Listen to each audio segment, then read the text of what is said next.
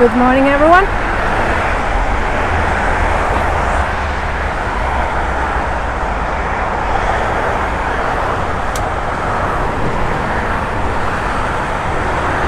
Good morning, Alan. I know it's very noisy here, but in a moment I will go away from this hell of a place.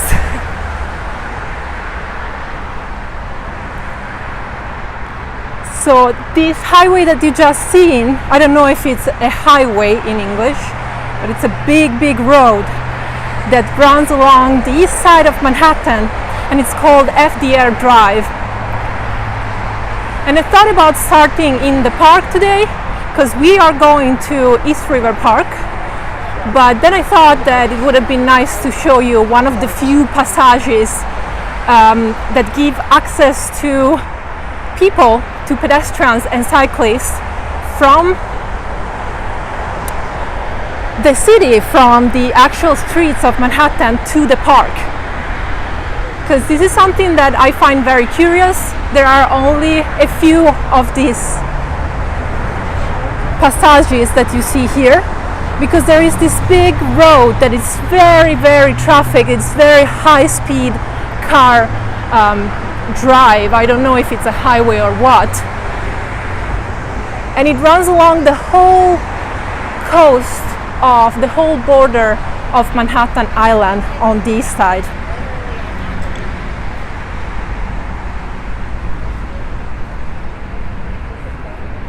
I think I can show you the map as well.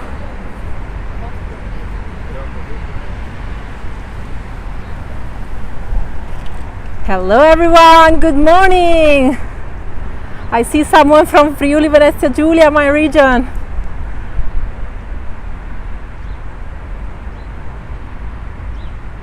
It is so nice to see.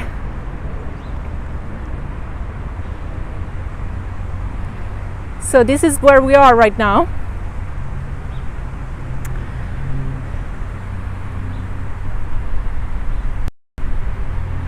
You can see that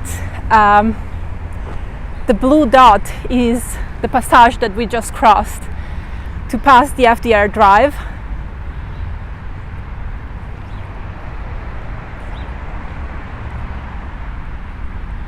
I hope that I'm not gonna get in trouble with homeless people for live streaming in the streets, because they can get pretty aggressive. So this is the map. I wanted to show you where I am, and there is a reason why I chose this location today here. Let me flip the camera so you can see where we are and how beautiful this place is. This is one of my most familiar places in Manhattan, I would say, because it's very close to home, to where I live, to the apartment. So in like 15-20 minutes I can walk here and then be along the water. We are at the northern border of the East River Park. Actually, there is the real beginning, but I think that the passage that I passed is the northernest one. Not sure if my English is correct. Anyway, this is the view.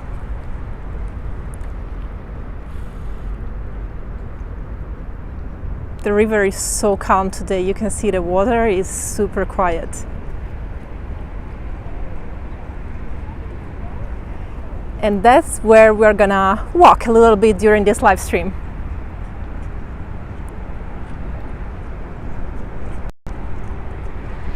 And the reason why I chose this location right in this moment, in this particular moment, is because this is a park that is very much used by the inhabitants of the neighborhoods here. It's not a very touristy park like the one that there are, the Hudson River Park that is on the other side of Manhattan. It's very much used by the people who live here. And during this pandemic especially, it has been such an incredible place for mental health and physical health, because while we were quarantining, especially in this side, which is the Lower East Side of the Manhattan Island. There are not many green areas, not many parks, not many places where you can be outdoors in a peaceful environment. And this is probably the main one. And so I can show you actually some videos, because I can do that. I can show you some videos from during the quarantine, because I came here. These are from May.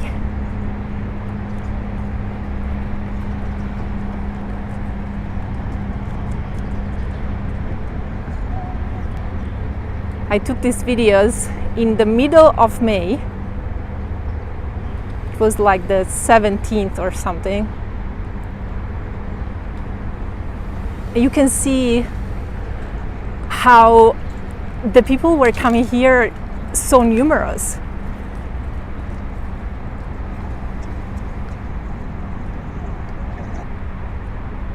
Because you have to understand that this was during the quarantine.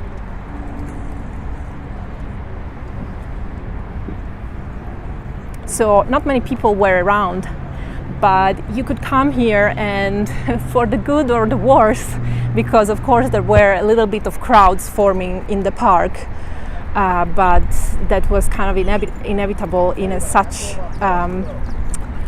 dense city. So many people came here for to do sports, to get some fresh air from their apartments, to I don't know, get some distraction from the difficult situation that they were going through in the city.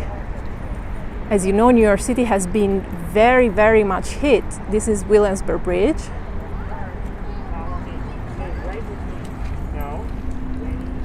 So this would be there. I was a little bit further taking this video.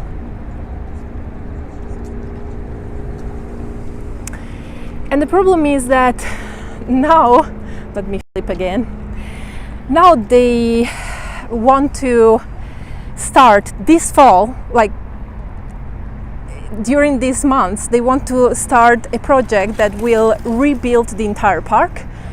It's a project that will last at least 5 years, like it's programmed 5 years. I don't know if how realistic is that, honestly, because they want to lift the edges in order to prevent environmental disasters like it happened in 2012 with Hurricane Sandy. And I don't know what to think about this project. I'm not going to give my opinion. I mean, I don't have an opinion, but I can assure you that all the opinions that I've heard from inhabitants of the neighborhoods here are not in favor of this project. They are very, very much against it.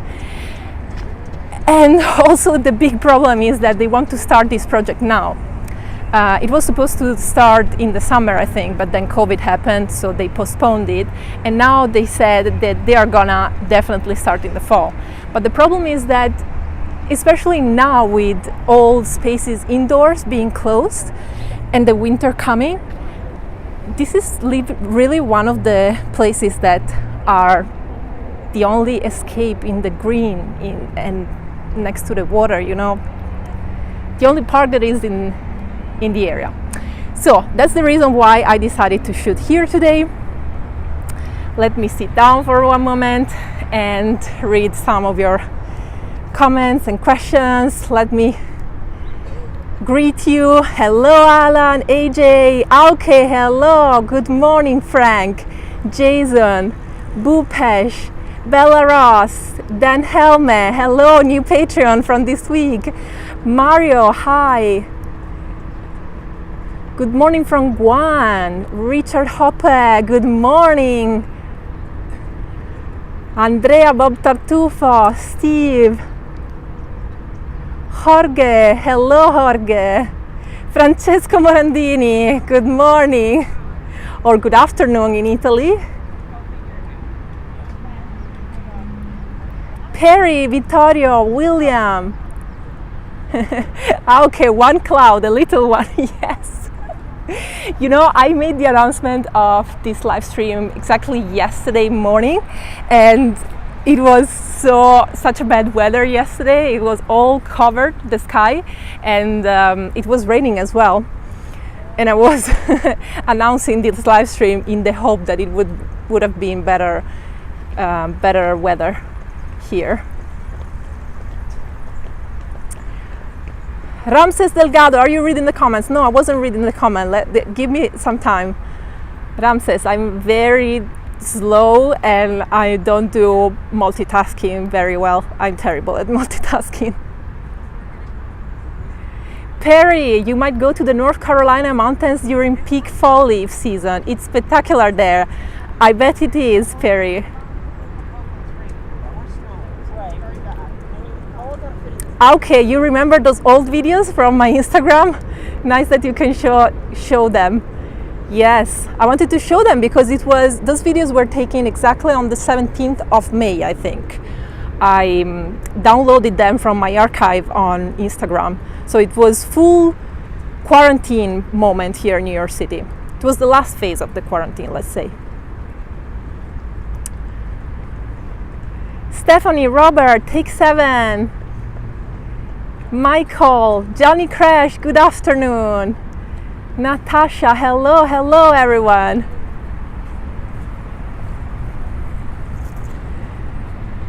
Buongiorno. Stephanie, ciao dalla Liguria. Wow. Liguria is the region where the pesto comes from, one of the last videos that I made on my YouTube channel.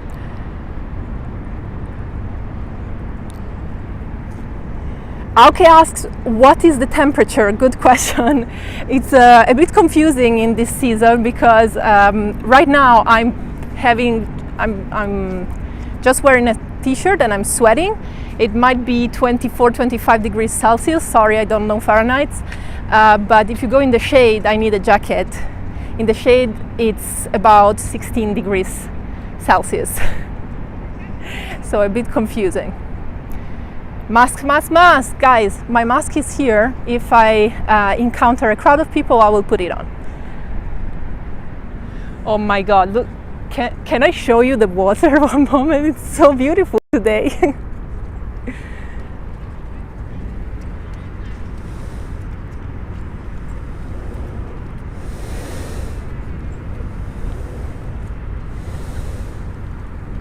Hello, Frank from Cologne. From Köln, Germany. Luan, hello to Brazil. Luan Porto.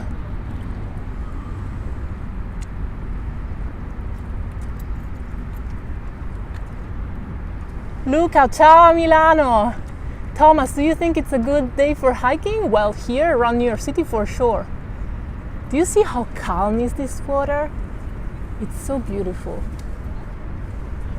To be honest, I would have never expected to have such a beautiful day for this live stream today. Hello, Pavel from Washington, D.C. Oh, I do have like one pair, but not always my. So, I'm a bit kind of sad about this story of this park, because I love this park. I haven't been often here in the past few months, but earlier in the year and last year I would come here 2-3 times a week probably. In the summer it gets very crowded. I mean, now, by the way, someone asked what time it is right here right now, and it's noon in New York City. It's 12 p.m. But you should see this place around afternoon when people get out of work. Everyone comes here to exercise, to jog, to walk simply. And honestly, I forgot to download from my Instagram archive those videos, but sometimes I come here in the winter or in the fall, and especially when it's kind of foggy or a bit rainy or gray and it's dark, I come here And you walk in the city to come here, obviously, and it's full of these big buildings, tall ones, full of concrete.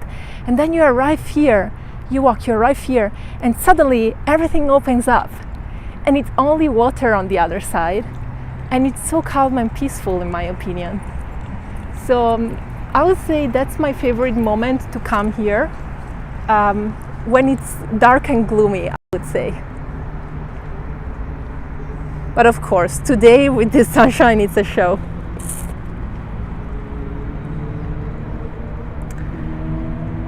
Buenos días, Elier Olivos Delgado from Peru. Wow.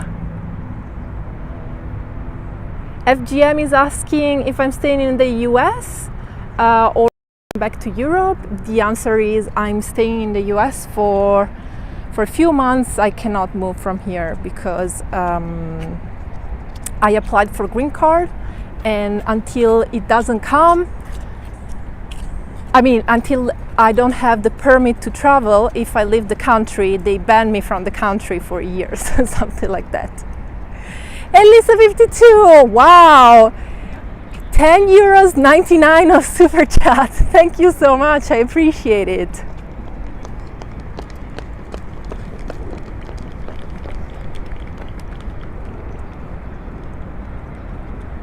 Hello from Hungary, Shabolks Peto. Oh my God, I don't know how to pronounce your name. I've been to Hungary quite a few times, and in the last few years since I became a full-time traveler, I've been also a couple of times, and I've been there with locals because I was doing couchsurfing, of course, as always, and I was trying to learn some words in Hungarian or some expressions, I don't know, but it was so difficult. Hungarian, I think it's very difficult to pronounce.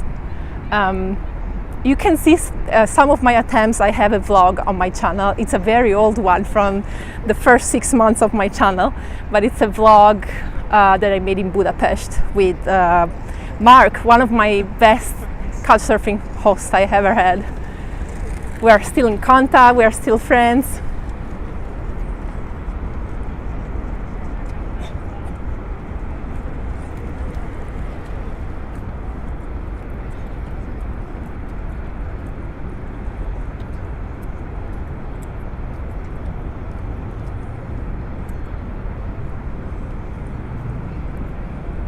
Okay, I'm sorry for Pooh Bear or something. I just blocked the account so he cannot comment anymore and bother us.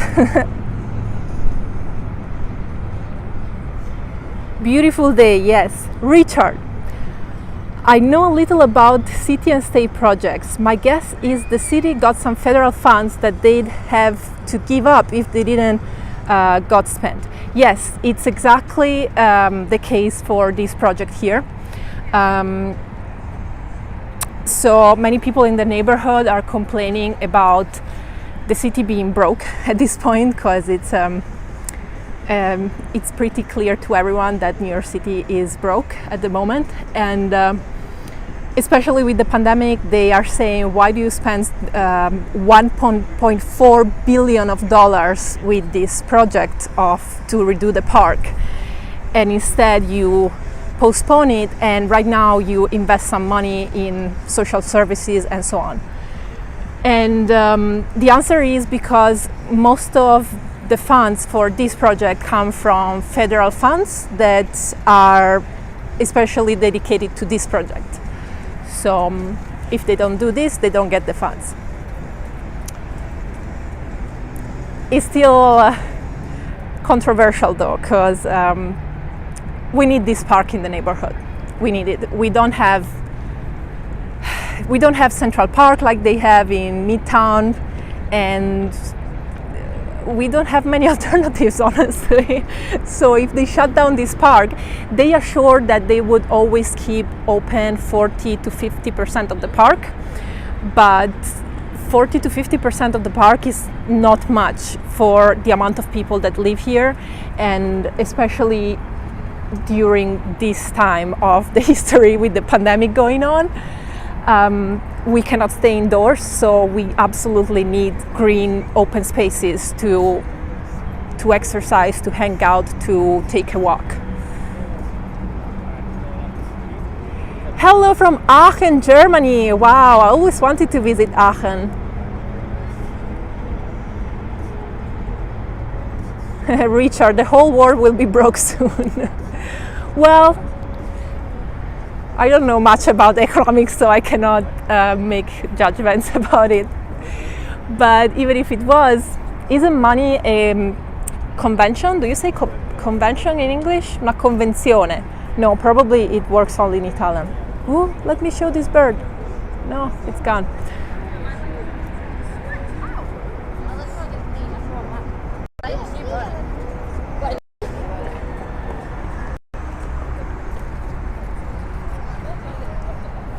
Oh my God, this is the most beautiful bird I've seen. Stay there, stay there.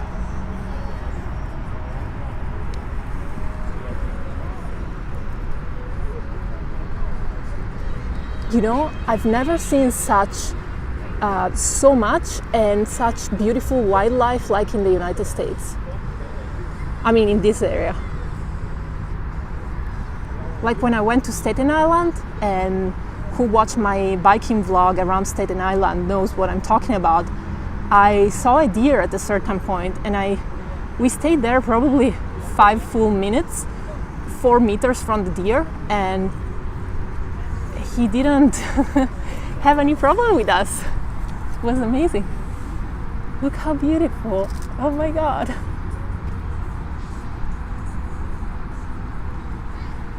This is one of the many reasons why New York City is it's such a beautiful city, because you really have some wildlife within the city, like in the middle of the buildings even. The problem then is that we also have some wildlife of different type, like invasion of rats and mice and cockroaches especially.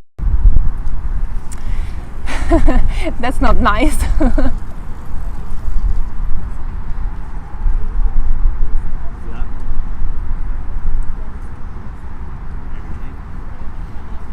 What is it eating? M.E. asks. I don't know. He was eating just some leaves from this plant that is climbing on the fence. Ah, he's here again.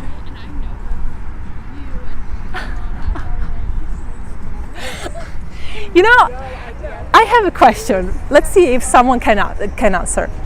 Why do wild animals are so scared of humans back in Europe? And here you can go so close to them and they just stay there. I've never seen anything like that before. Even this bird. It would be so difficult back from where I come from to see a bird so close.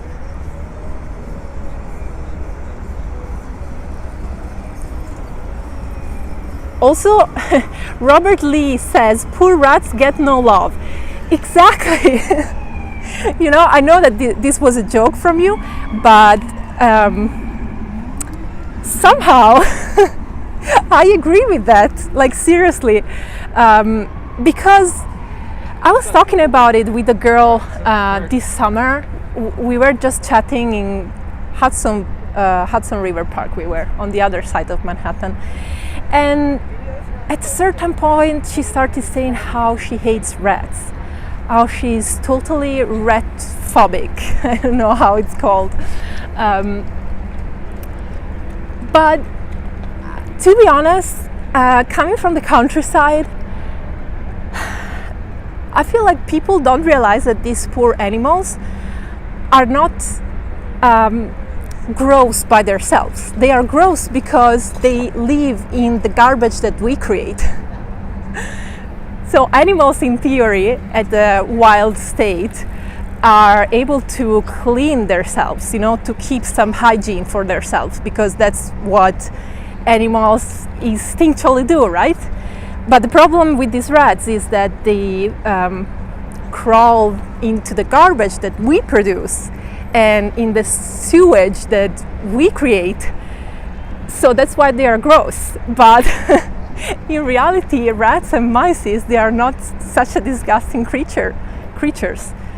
And same goes for cockroaches, which I absolutely hate. I have no problems with mice, because I don't know if you know, but here in New York City, it's quite normal to have either mice or cockroaches if you live in an old building. Right now at home we have cockroaches, unfortunately. Never had a problem with mice, although I can hear mice running above my ceiling. It's quite disgusting.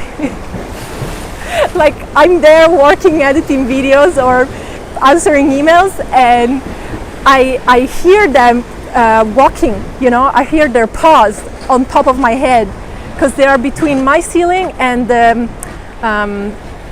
floor of who lives upstairs. So weird. Anyways, let me read what you are saying. In the meantime, I am on top of this bridge.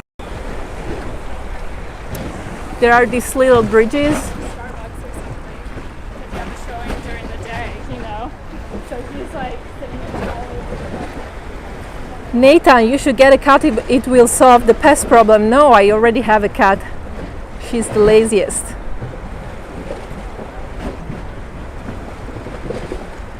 Mel says, I can hear them too, but I never see any because of my cat. Wow. Well, you have a good cat then, because mine doesn't do anything.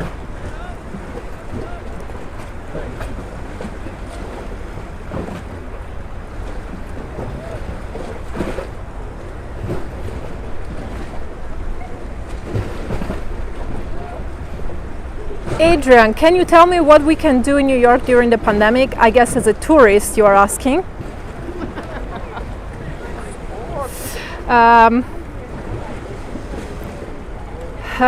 Good question. So right now as a tourist you have many options in New York City, to be honest, because many attractions reopened. It's just that you probably have to book in advance, or you have to be careful because you might wait because the capacity indoors is limited. Or for example, in the observatory decks, I know that they reopened a couple of months ago, but now of course they cannot let in as many people because they are partially indoors, partially outdoors. Many restaurants are open, honestly, despite what you might hear in the news. New York is still going on and going strong, honestly. There are so many things that you can do. You can surely enjoy the parks. You can enjoy Central Park. By the way, I am right these days, today too, editing my vlog in Central Park. I walked the whole length of Central Park from north to south, and I showed you my favorite spots so far. So stay tuned for that. What else you can do in Manhattan? You can, I don't know, you see these bicycles here? They are city bikes, and you can rent them. Everyone can rent them. There are docking stations all around the city. Every couple of blocks there is one, and you can rent them and go around the city to explore it, and then you can stop whenever you see a place that you'd like to see closer, you know. To be honest, New York City is, in my opinion, the perfect place to not plan a tour, because I'm not suggesting to not plan tours, but I think that you could visit New York City without planning, because you could literally just walk around, and it's so densely populated, which means that it's also densely scattered with events and things that are going on, simply, places that are interesting, that you can really just keep the planning. And as I said, either walk around in a pair of very comfortable shoes, or you can get a bicycle, even better, so you can go around a bit faster and you can go further. And you stop whenever you see something that interests you, that captures your attention. I promise you will find places like that capture your attention every couple of blocks. yeah, that's it. But if you need specific touristy advice, I suggest you to go ask to John Barr from the channel Here Be Bar, because he's very much updated. He does content on his YouTube channel for tourists, so he reads the news and everything. I don't, so.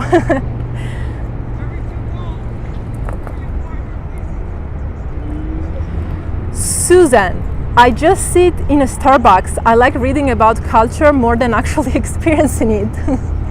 Well, I think that there are different styles of being a tourist, of visiting cities. Some people prefer to read about the city and then visit a little bit, so they can relate to the places that they've read about, and they have already so much knowledge because they read it. And I used to be like that when I was younger. So since I was a kid and then a teenager and then in my early 20s, that would be my style of traveling. And then since I became a university student, I started to have more time to spend on a trip. So I started learning about the culture of the place by simply hanging out in places and talking with the locals. Look at such a nice view in front of me. I want to show it to you.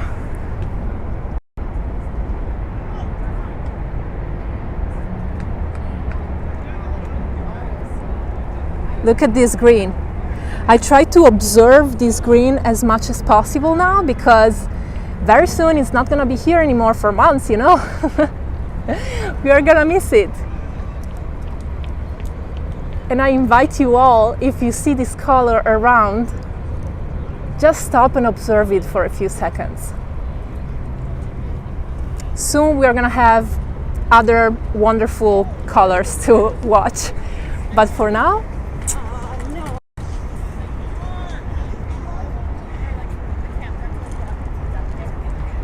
FGM, what did you study?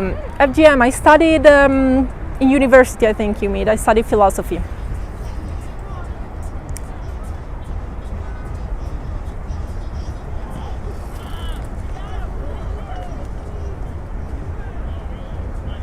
Mike Ryder, hello. I fed a rat in Central Park and talked to her for a while. She was cute. I took a break on that bridge you are standing on at night. Lights are beautiful. Oh wow. You fed a rat? Seriously? Do you think they need to be fed? They have so much food around already.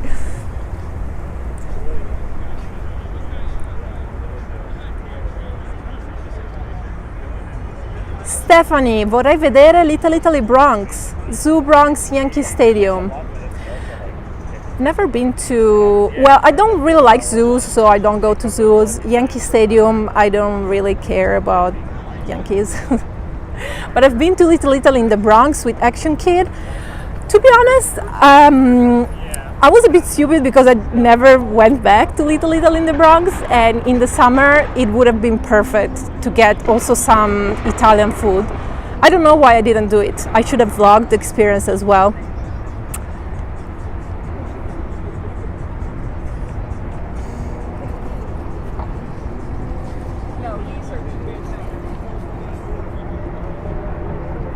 Hello, Jeff in Phoenix, Arizona.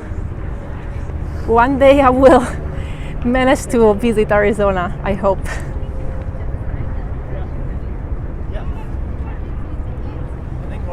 Hello, Judith. Welcome to the chat. Nice to see you here.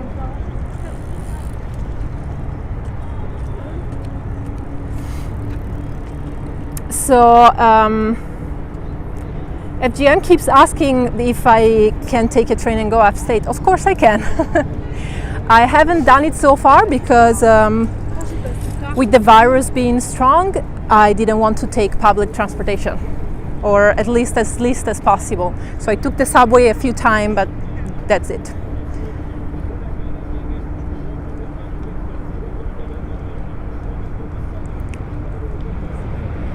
Rakash, watching from Guyana, South America. Can I say something? it's so strange to me that in the United States, cities are called with names of either other cities in other continents or places in the world. Like there is a Guyana in the United States now. Did I understand correctly? I mean, Guyana is a country. Also, for example, here in Connecticut, there is a London. Then, I don't know, in Maine, there is Portland, but then you have a Portland in the West Coast as well, I think. But I could make countless examples. I don't know, there is a Bergen here, which is in Norway, you know. Why is there a Bergen here? A Berlin as well. But the worst thing is when in the United States there are multiple cities with the same exact name. I don't know why is that. And also I must say the places within cities, sometimes they are very similar, which happens to us as well in Italy. Because for example, there are several St. Mark's place here. Both in Manhattan and in Brooklyn, I believe it is, maybe in Queens as well. And there are several Broadways as well. There are two only in Manhattan, for example, because there is the main Broadway and then there is East Broadway, which is not related to the other Broadway. It's not like the east part of Broadway. It's just a different street called with the same name. And we do have in Italy, for example, Piazza Garibaldi, Piazza Mazzini. They are common in different cities, but because they have, you know, a historical meaning, you entitle, like Garibaldi and Mazzini, for example, they are big personalities of the Italian Risorgimento, which is the process that brought to the unification of Italy. Whatever. I'm sitting down on a bench for a moment.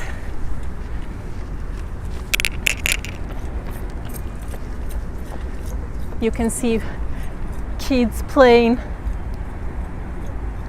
to my back.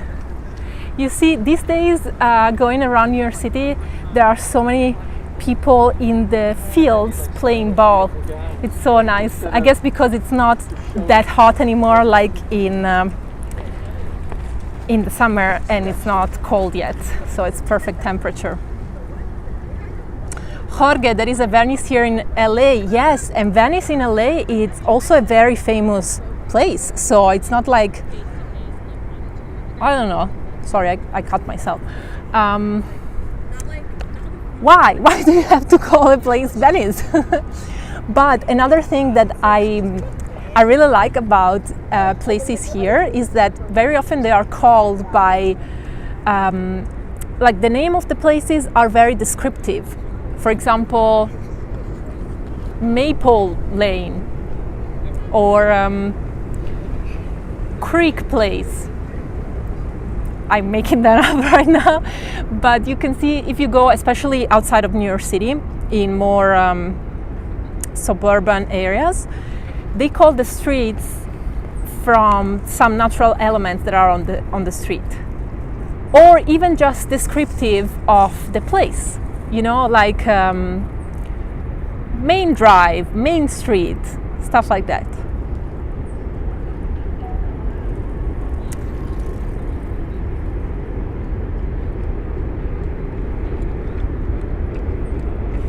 Stephanie asks if the Yankee Stadium is dangerous. I have no idea, honestly. But, you know, dangerous is always very relative to who is talking.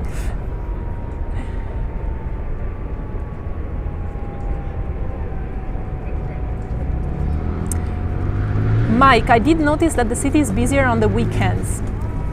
Saturday's ride was busy and Thursday ride was quiet in the parks. Yes, definitely, Mike. In the weekends, the people get more outside, obviously, because they are not working. I guess it's quite normal. Okay, wow, good question. What does the word Manhattan mean? I bet you know it though already. But I'm gonna explain it for who doesn't know it yet. The word Manhattan, it comes from the name of one of the tribes of native Indians. Do you call them Native Americans that was living in this island? And especially I think they were settled in the northern area of the island of Manhattan around Inwood Hill Park, because there were actually 2 or 3 tribes, different tribes in the island that were all belonging to the group that is called Lenape. Lenape was the tribe of, I hope tribe is the right name, but let's say like the group of people that occupied, that were living around the Jersey Shore and New York area. Very general explanation.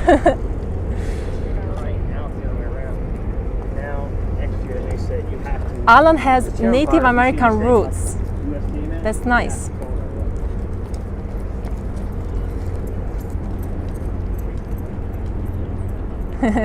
Okay, you knew it already, but thanks for the question because it was a very interesting one.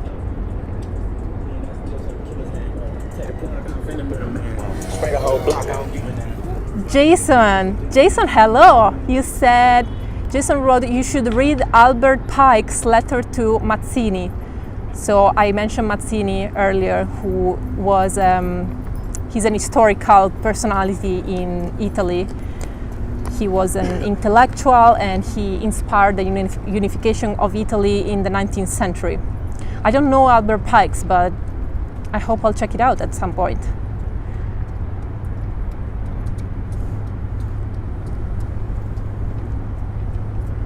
Richard Hoppe, they built man-made canals near the coast in LA County and named it Venice. So that's where the name Venice in LA comes from, because they built canals. But they built canals in the sense that they dig or dug. What's the past of dig? I don't know.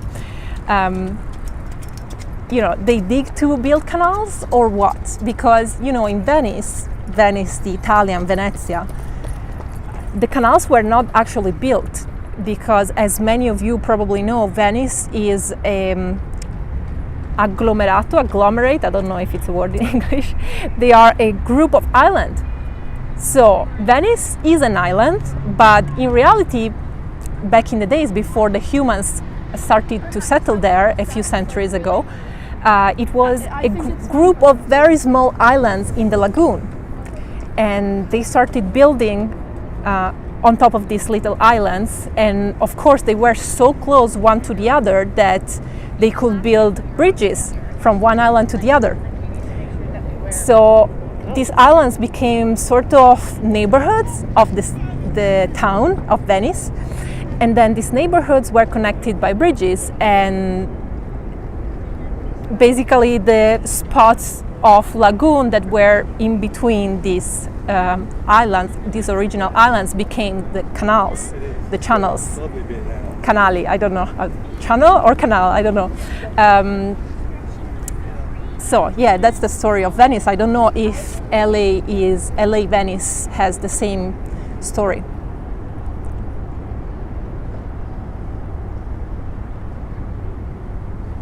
Great Guy says, the names of the towns and cities from the old war were imported by immigrants who wanted a piece of home in the new country. Yes, Great Guy, thanks for the explanation.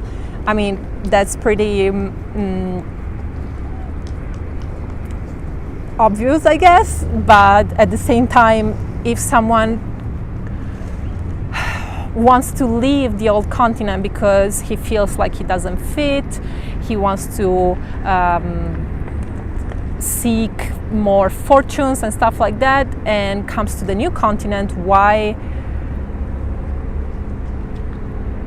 does he have to recycle the names? That's what I don't understand, but I guess it's just my personal thought. It's nothing special. Oh, Judith! 165 views, 85 likes. Please hit the like button, folks. Thank you for reminding me that, Judith. People hit the like button so YouTube gives me more visibility, please. It's free and it doesn't cost any effort from your part.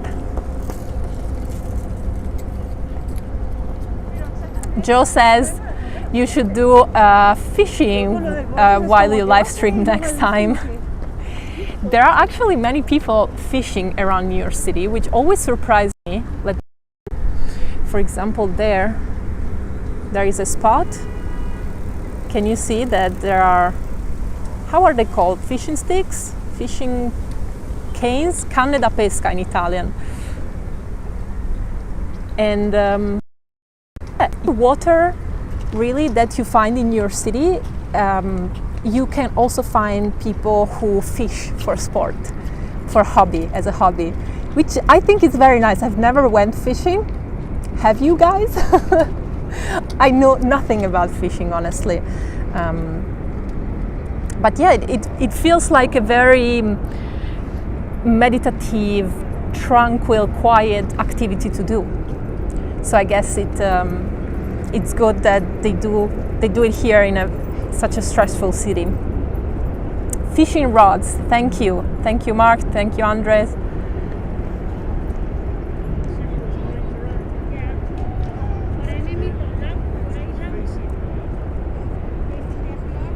Sam says you and Action Kid are a great combination that offer different perspectives on the greatest city in the world. Thank you, Sam. That's a nice insight you shared.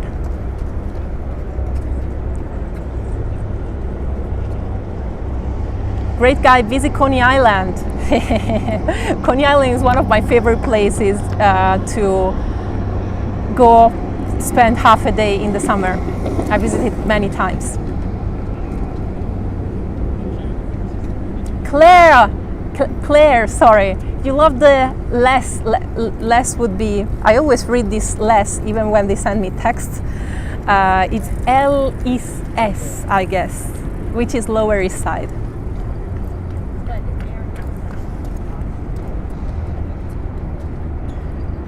You know, there is an avenue in East Village.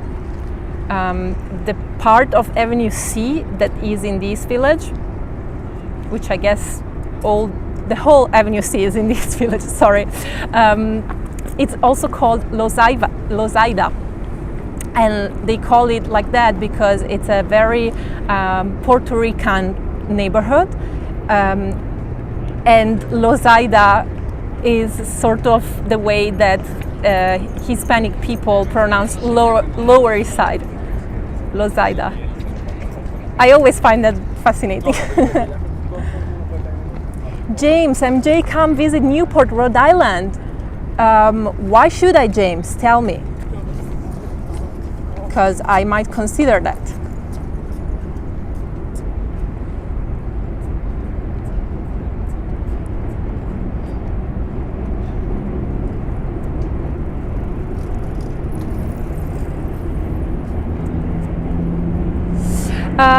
Stephen asks, is it possible to rent any kind of boat in the river? Interesting. I don't know, honestly. I'm sure there is. To be honest, in this city, anything is possible if you have money. Anything that can be exchanged with money, there is here. I know, for example, that you can go on sunset sailing rides. How do you say that in English? Like, there are very beautiful sailboats, big ones, that leave from the west side, so from the Hudson River, and they leave at sunset time, and you can, I guess, pay a ticket and go on a ride there. I've seen them from the park, and they look like it looks like a very cool activity to do. And I know that you can rent jet skis for sure. You can go kayaking. If you ask me about actual boats, I cannot give you any info, but I'm sure there is the possibility. Yes, Mel, you can rent kayaks on the Hudson, exactly. Great Guy says it is possible to rent boats with crew from the Hudson River. I also think that you should find something in the Hudson River, so on the west side, because that's where most of the action is. So this park, which is East River Park, is much more quiet, I would say. Oh, look at that. Interesting. Interesting. Can you see what it is?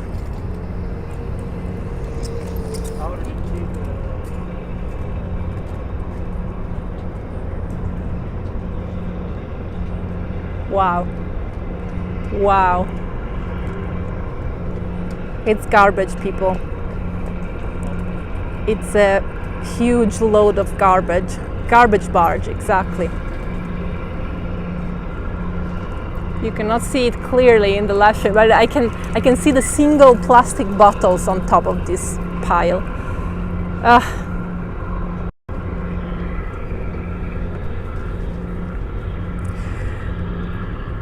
You know, I would like to invite, I might become very unpopular now in this live stream for saying this, but I would like to invite all my friends, Americans that are listening right now, to throw away a little bit less garbage every day.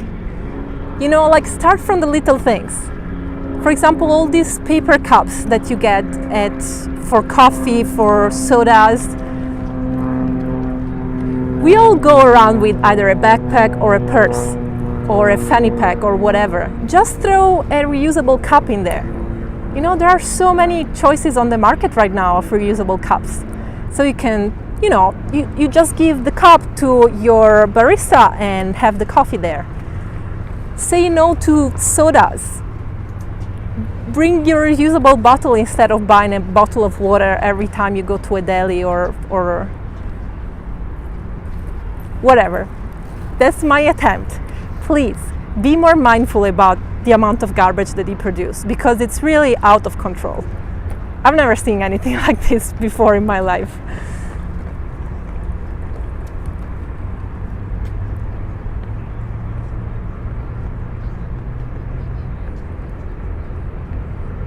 Mel says they can't accept reusable cups right now. That's a good point. It was just an example though, you know? Do something else, like cook your own food instead of ordering takeout every single day. Takeout produces such a pile of garbage for one meal. You know, if, let's say, twice per week, you could, instead of going to the takeaway, you cook your own food. Twice per week, and then the rest you can go. At least you reduce something. And yes, someone is mentioning the plastic straws.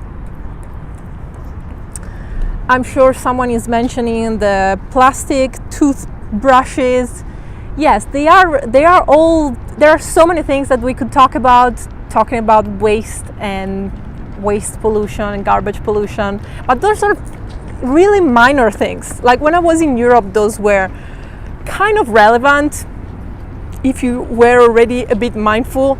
But here in the United States, you have no idea how much garbage people produce.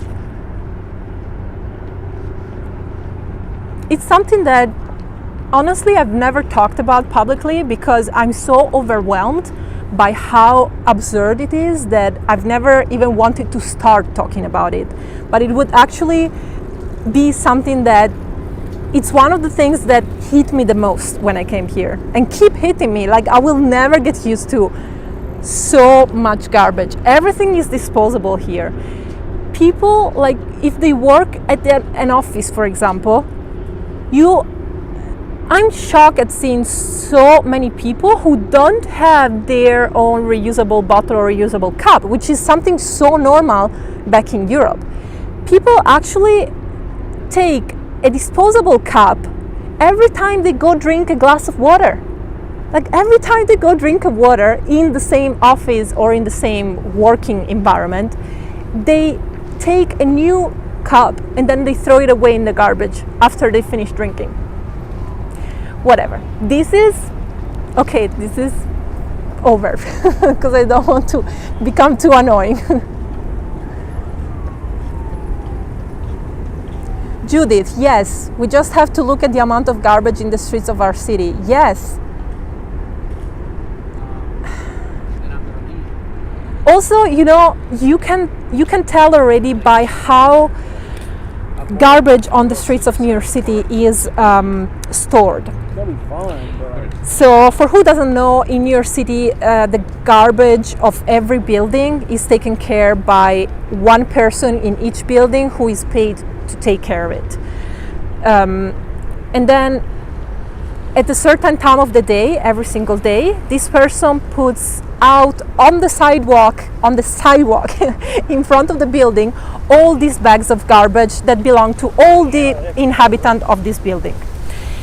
Well, you can already tell by these big bags how wasteful this society is, because these bags are probably 1/3 full, 1/4 full, like 20, I would say sometimes 20% full. You know why? Because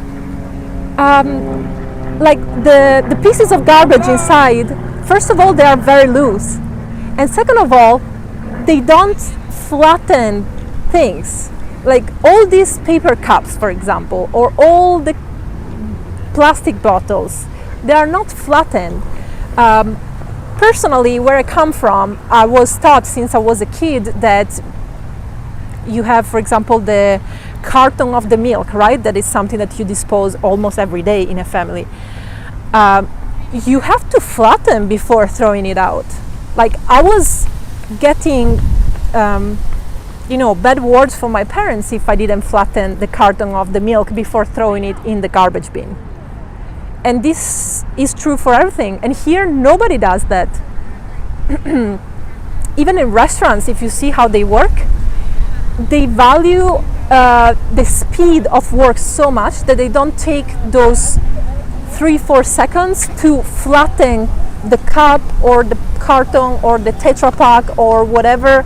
Baristas, for example, they use so many containers of milk. When they throw it away, they just throw away the whole thing without flattening it first. It's so crazy. It takes, I don't know, probably 10 times the amount of space that the same container would take if it was flattened. Whatever, I said that I would stop talking about this, so let's stop. Let me drink a sip of water and then I'll continue walking because I want to arrive to Williamsburg Bridge.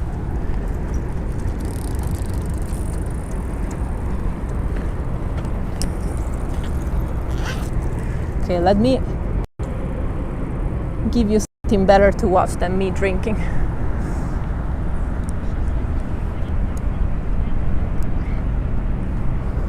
In a moment I will read also all your comments. Please be patient with the comments because if I talk, I'm not able to read at the same time.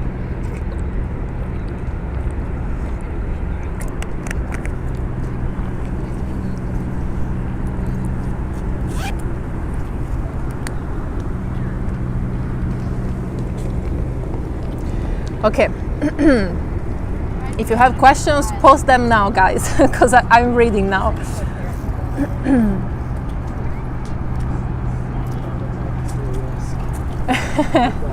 Alex M, keep talking, preach, MJ. Oh my God.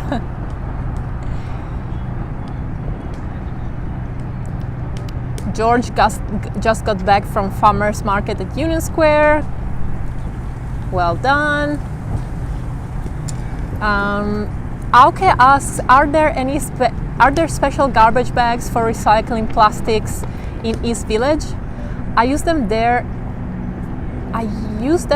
in Belgium. There is a special garbage pickup for plastic that they can recycle. Okay, we keep staying on this topic for a second more.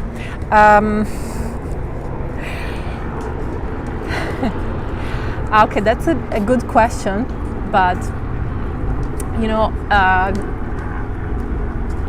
sorry, I try to be a little bit alert because I know that in parks there are many homeless people, and if they see that you are filming them, even by mistake, they can get pretty annoyed. So the recycling system here in New York City is very peculiar. I don't know much about it, and again, the thing is so overwhelming and it makes me so angry that I never wanted to really research about the topic. Steven asks also, do people separate compost in your city? Yes, this is what I'm explaining now. So theoretically, you are supposed to separate your garbage, and you kind of have to do in the buildings because, as I told you, there is one person in every building in charge for the garbage, right? And this person has to separate the recyclable from the waste. So there is no official compost collecting here. Like everything that is compostable goes just in the waste. As far as I know, there are only two beings that how are they called? The people that are in charge of the garbage? Landlord? No, landlord I think is the owner of the building. And then people, help me, how are they called?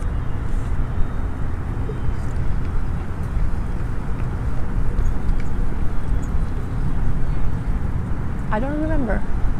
Janitors? No, it's not janitors. Well, whatever, let's say janitors, like the janitor of the building. Superintendent? I've never heard this word before. Let's say the manager of the building, okay? So the manager of the building is supposed to divide the trash in two different types of trash: the recyclable and the waste, the general waste. That's it. Recyclable means plastic, metal and glass, I believe, and then there is everything else. Also, when it comes to plastic, for example, there is only a very little amount of types of plastic that you can recycle, which was another thing that was very surprising to me, because in Italy and Germany, where I lived before,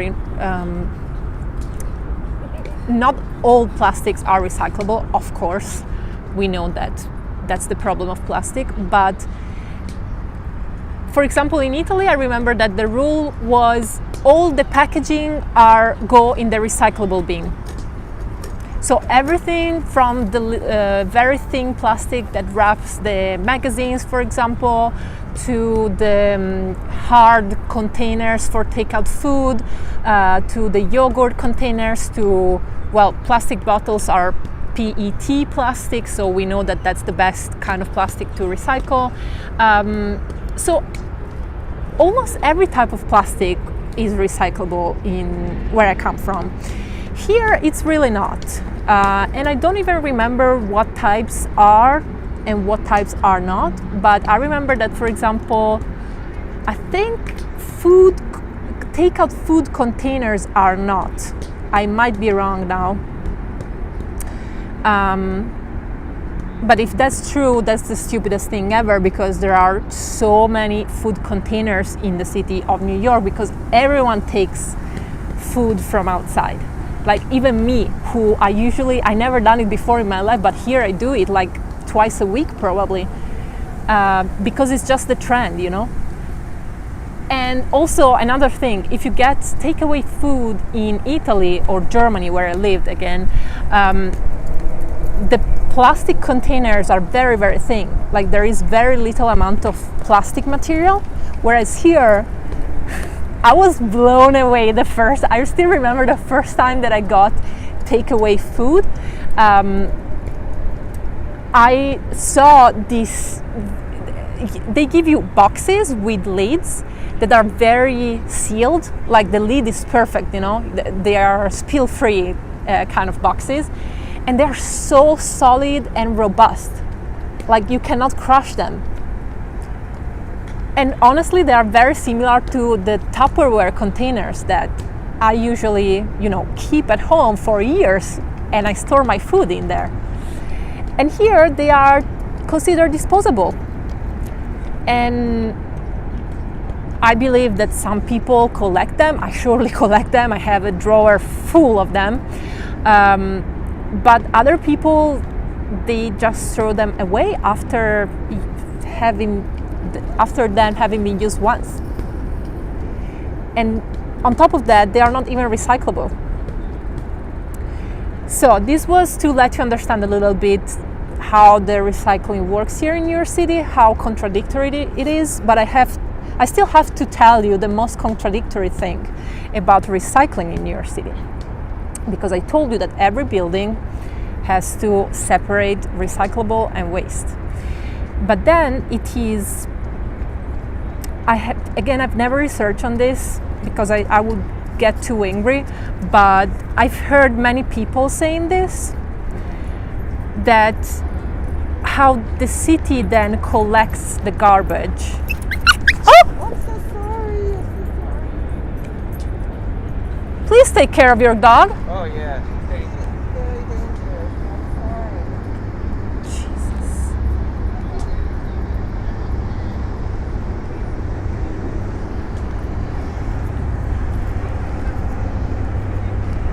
Jesus. Sorry, now I got very pissed.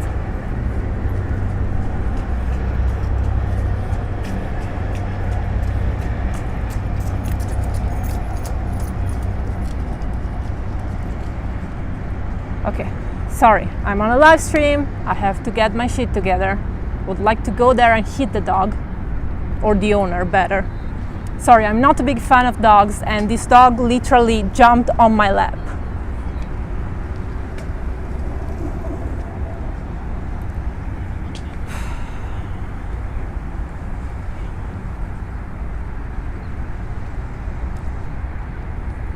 No, I didn't get bit, obviously.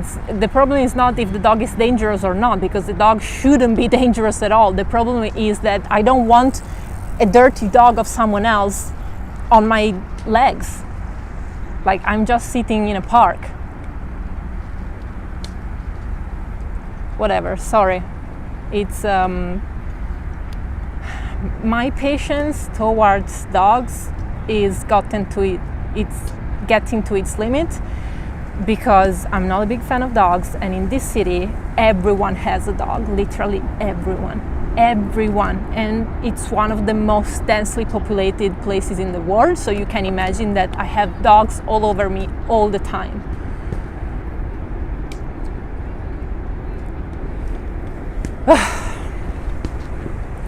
So I was telling you that as far as I know, and I haven't researched, I repeat, just based on what I've heard around me, the garbage, the sanitation of the city, which is the trucks that collect the garbage, don't really separate the recyclable from the waste, from the normal waste.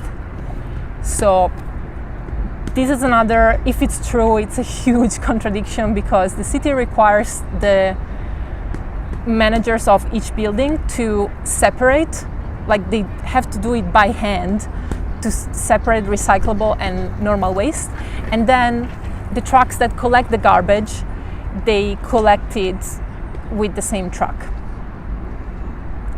This is what I've heard. Or anyway, maybe they collect it in two different types of trucks, but then everything goes to the landfill. Not sure. Okay, let's stop. Let's start walking again. Sorry, I have a jacket that I have to tie around my waist because I thought it would have been much colder, honestly.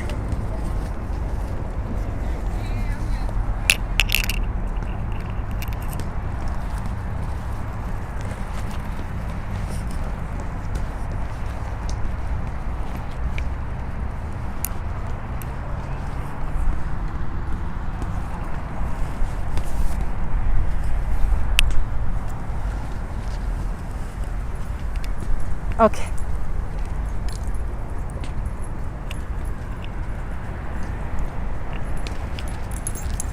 I'm back.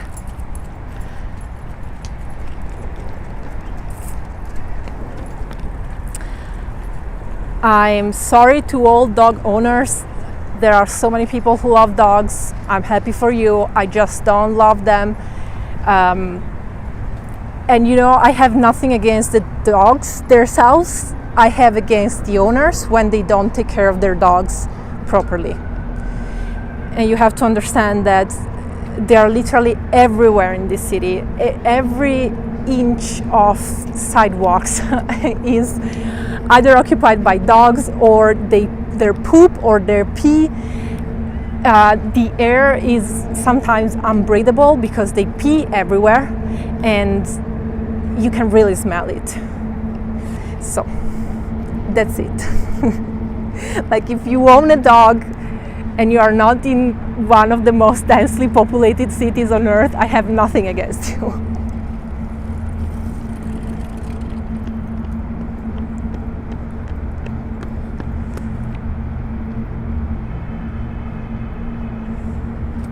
Made says you have to wear a mask. I don't have to.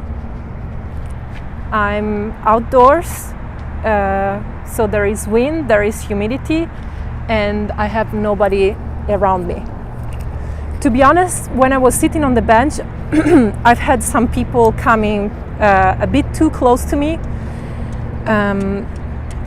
So I felt bad for them because I wasn't wearing a mask, but they shouldn't get so close to me.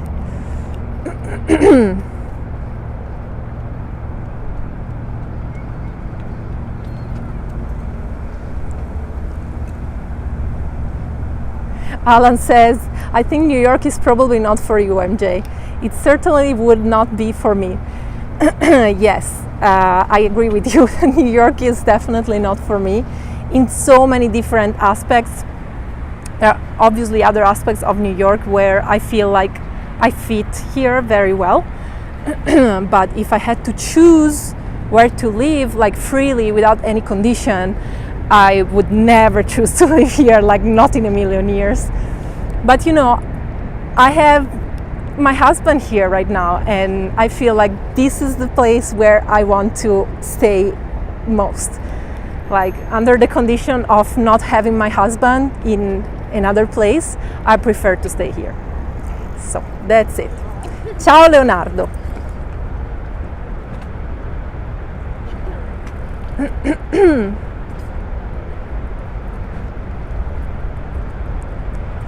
Antonia says, I'm surprised you like the city. You strike me more of a nature kind of person. You wanted to say? Yes, I am. But you know, I'm in a constant research within myself about about countryside versus city. I say countryside because where I come from in Italy, and I would say in Europe in general, the opposite to city is countryside. We don't really have wild, non-urbanized spaces like there are here in the United States, or I guess in other parts of the world. I'm sure in the whole American continent there is so much land, also in the South, in South America, for example. But in Europe, you know, we don't have much land available, so if you are not living in the city, we say you live in the countryside because you live where fields are cultivated. And I constantly try to understand where I fit, where I like it better, where I feel more comfortable. I reflect about this very much, also about other people. You know, I try to see if people who were born and grew up in the countryside have different features than people who grew up in the cities. What do you think? I don't know, give me some insights if you have any thoughts about the topic. City versus countryside or non-urbanized environments. Also, I think, again, here in the United States, the story is different. So I'm learning something new here also, because it's very common here to grow up in suburban areas and then move when you are in your 20s, for example, to big cities. And then probably when you want to build a family yourself, you go back to suburban areas. I feel like this is not really the case in Italy, at least. Obviously, when you go to university and if you come from the countryside, you move to a city. But cities, yeah, we don't have many big cities like New York City, like Los Angeles. You know, we have more like 200,000 people cities. So let's read what you say. Just Kate. Hello, Just Kate. I mean, Kate, Just Kate. I'm constantly thinking about going back home to Ireland to live. I'm in Belgium, Germany at the moment. And how do you feel it's different? Because those countries belong to a similar area of the continent.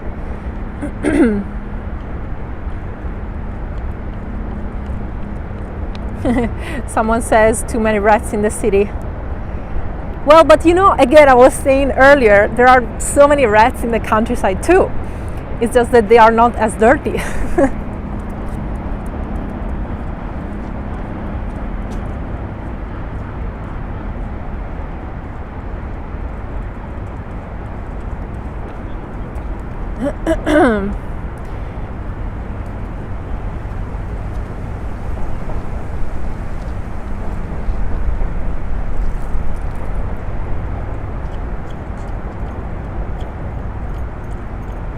Sorry, I'm reading comments. Maybe it's better if I show you something more interesting than my my face.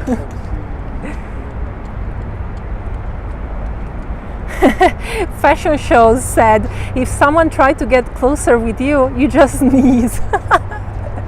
I like this comment. Yeah, that's true.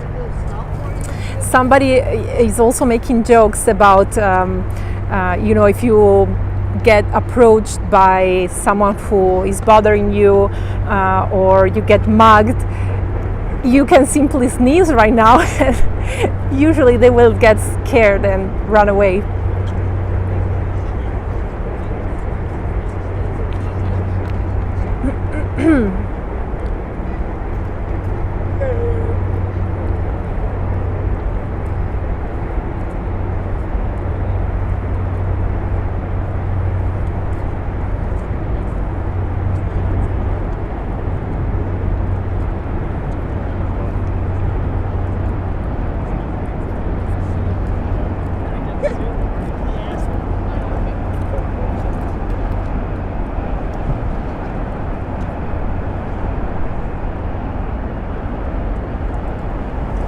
Diane is watching from Prospect Park. Wow, beautiful day. Yes, I'm glad you are at the park as well.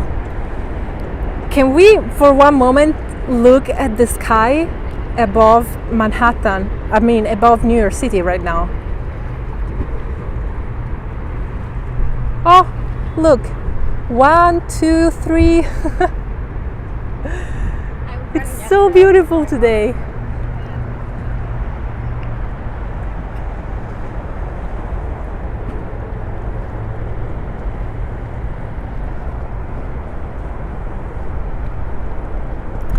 By the way,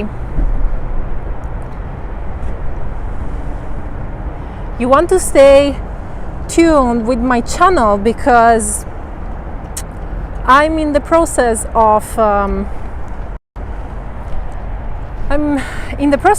announcing something. So you can expect an announcement in the next couple of weeks. I'm not revealing anything just yet. Just saying, something new might happen soon.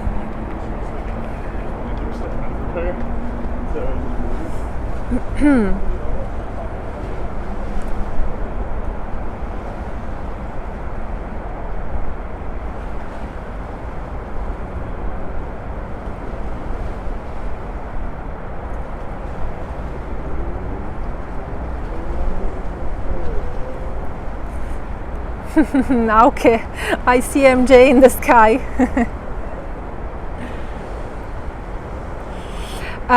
Yes, Chicagoing. Let me flip the camera again. Ooh, sorry. Yes, this is Williamsburg Bridge.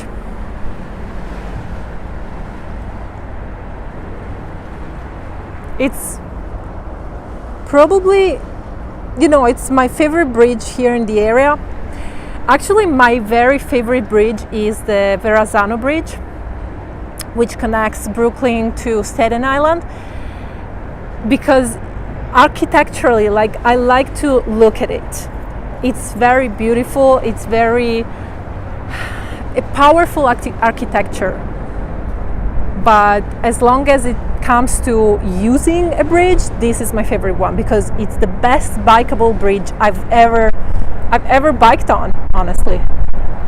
I bike on this bridge all the time, all the way to Brooklyn and back. Even yesterday morning, if you've seen the announcement that I made of this very live stream, I did it from Williamsburg Bridge, or I was about to bike on Williamsburg Bridge because I was going to Greenpoint yesterday.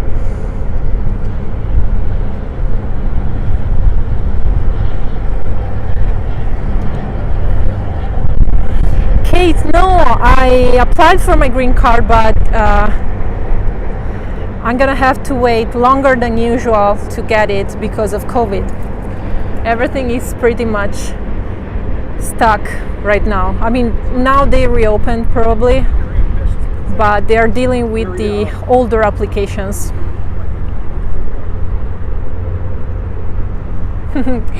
Daryl, 229 watching, 155 likes. Hit that like button. Yes, thank you, Daryl. Hit that like button. Steven, I'm pretty sure that you can't bridge the Verrazano Bridge. Yes, you are right. Verrazano Bridge is not bikeable. There are groups of people who are making pressure to the city to make it bikeable. I hope it will become bikeable in the next, couple of years. But right now it's only for cars. Hello, Gisela Ortiz from Monterrey, Mexico. Hello there.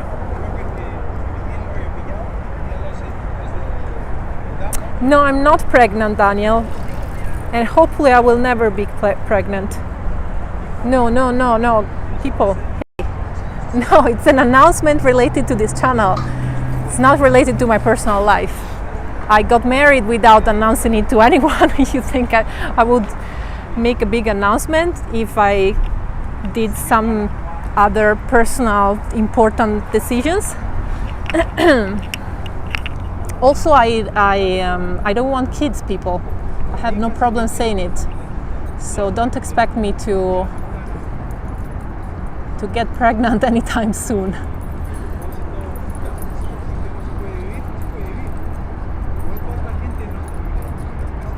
Deanne, your friends Dana, Don, and Joan say hello to everyone from Brooklyn. Hello there. Wait. Hello there in Brooklyn, Prospect Park. I've never properly visited Prospect Park, I must say. Because I've biked there many times, obviously, and I've been there once. They used to make, I don't know now with COVID, they used to make a very nice couch surfing barbecue. There is this, I think a couple of couch surfing hosts from Brooklyn. They used to organize it every year in the summer, and I went there once. It was honestly very well planned. They've done it for years, so they bring all the tables, all the barbecues, all the food.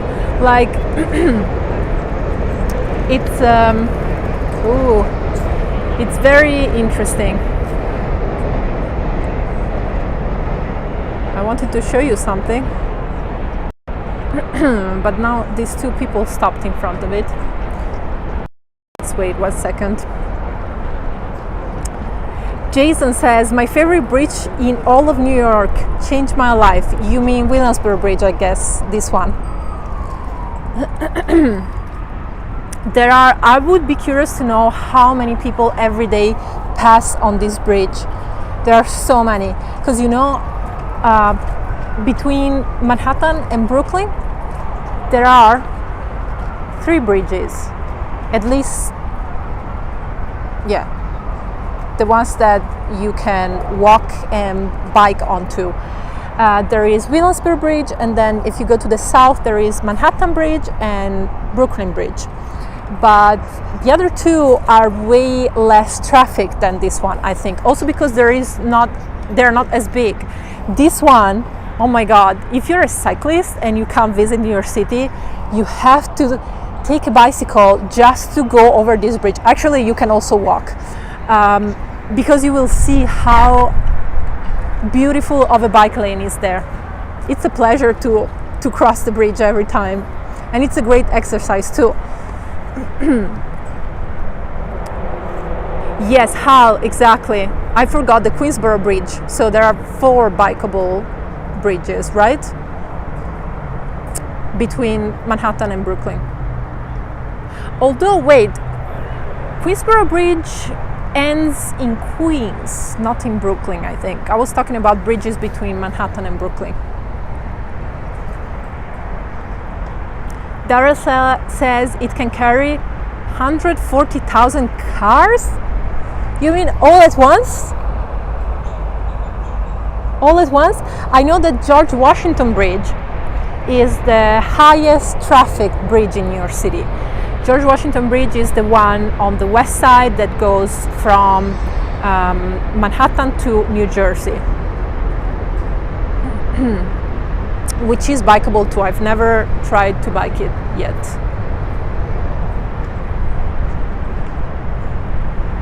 Dada Lala, watching from Port-au-Prince, Haiti. Hello, Dada Lala.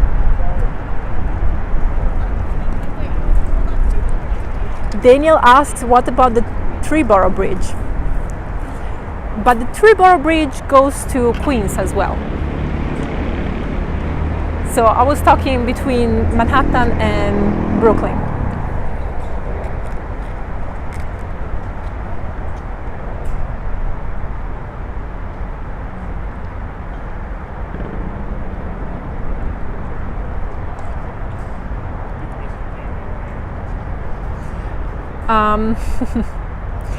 Wait,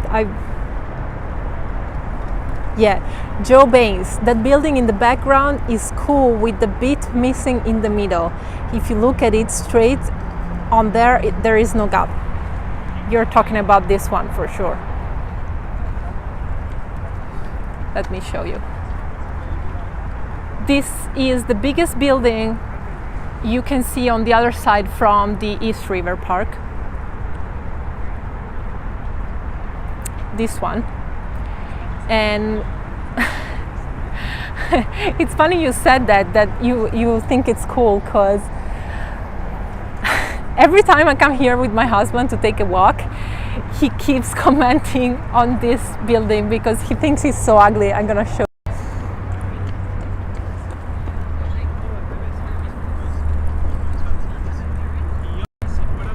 And I kind of agree with him, to be honest.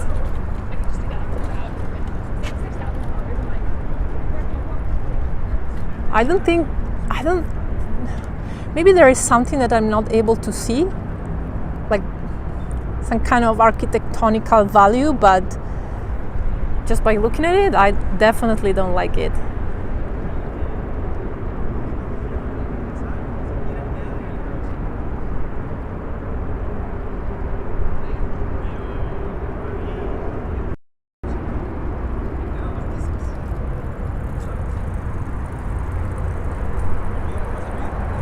Okay, Daniel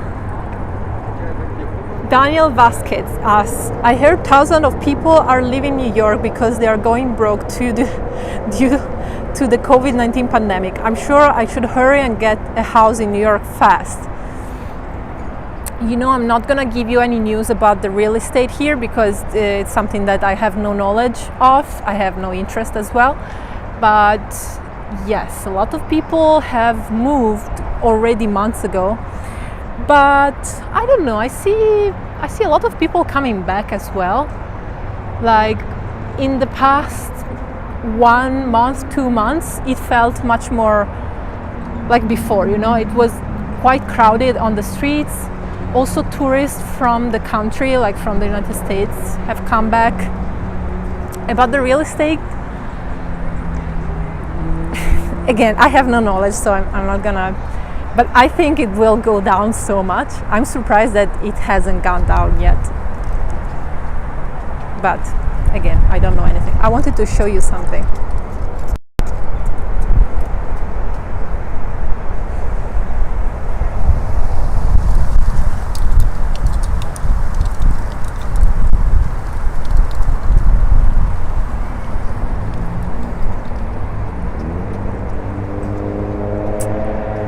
So this is what we were talking about earlier, and there are several different signs around the park as well that ask for the stop of the demolition.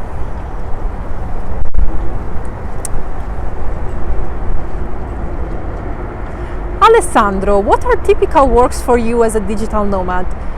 Well, for me right now, I've been doing YouTube full-time for almost a year, so I don't need to go look for other jobs anymore, thanks to my patrons.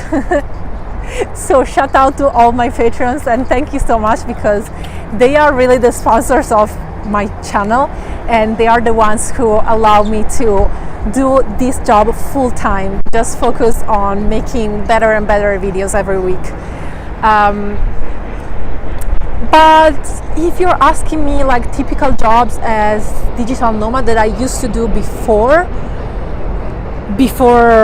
opening Patreon, honestly, I used to do social media management.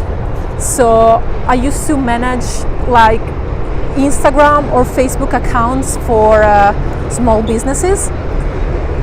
So that was perfect because I could do that remotely, and yeah, I was also improving my social media skills, which I ended up not using because now I don't really, it's been a long time that I haven't tried to grow my Instagram anymore. I just decided that I don't like it and stopped. I focus on YouTube. And then I used to, you know, waitress is always an easy thing to do. So when I would stop in a certain place, I would do some days of waitressing.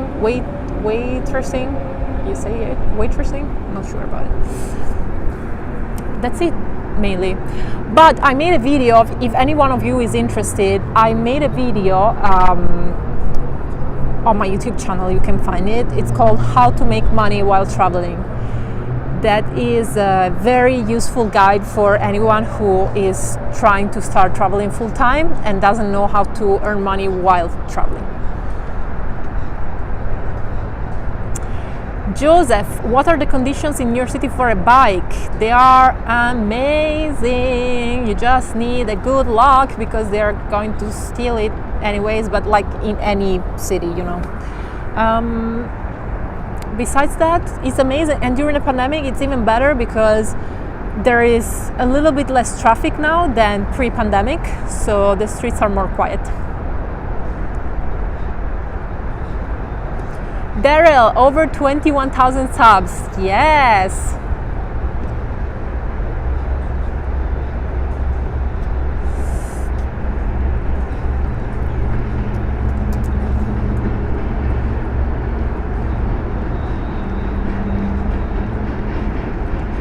Sorry, I got lost in the comments for a moment.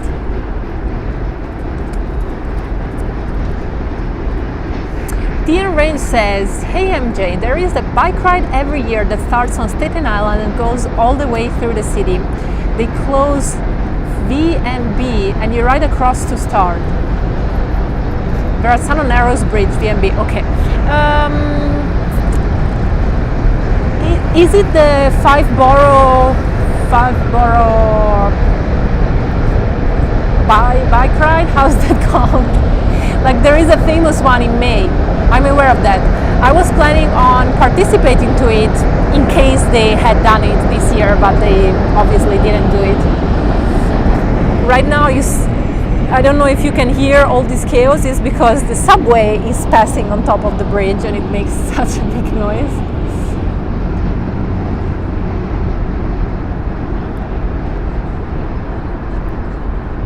Hello Gigi, welcome.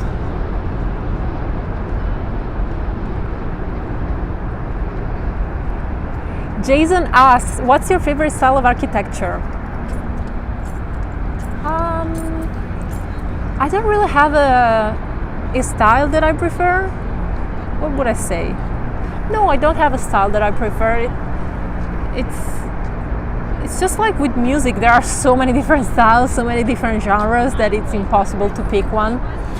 But in general, I'm very fond of those type of buildings that have geometrical patterns. Like Soviet architecture, for example, is something that I enjoy so much. And I know it's weird because it's ugly, but for some reason I'm very attracted to patterns. So that's it. Super chat, Paolo Dai Ros. Ciao Paolo, grazie. Paolo from Italy. Michael, good afternoon from Astoria, Queens. Hello, Michael. Andres, what is your favorite time of the year? You know, right now I would say October. Like October would be my favorite month. Johnny Crash, $20. Gotta go. I'll catch the rest of the live stream on replay. All right, enjoy the rest of your day. You too, Johnny Crash. Thank you so much for participating and thank you for this amazing super chat. Wow. Have a good day.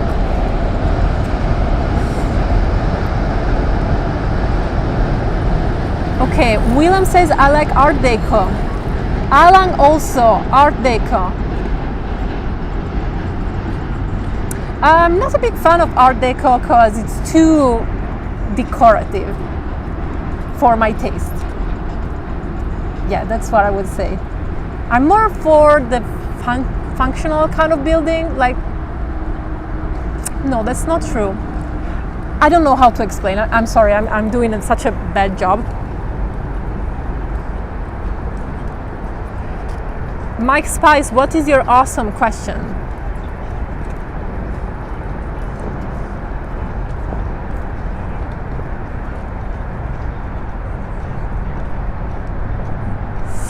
Jack, why there is so many people out today in New York City? Because it's Saturday. It's Saturday midday. It's a beautiful temperature, as you can see, beautiful weather. So, of course.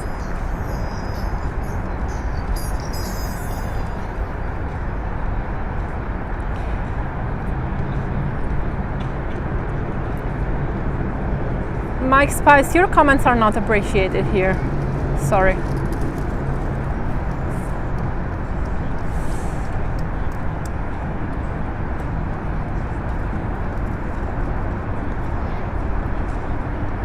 Okay, let me walk a little bit more because I want to get over the bridge.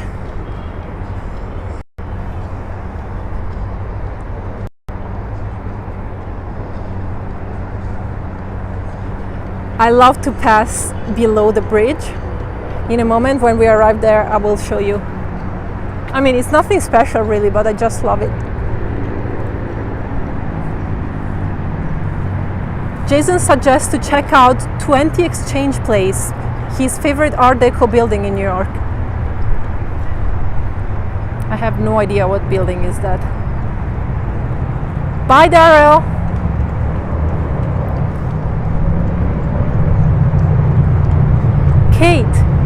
Kate says it's German Reunification Day here today.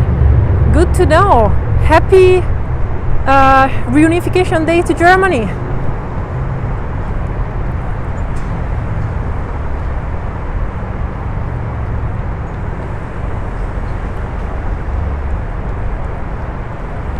Gisela says, I already bought tickets to travel to New York City at the end of October. My husband says it's too risky because of COVID. Any thoughts?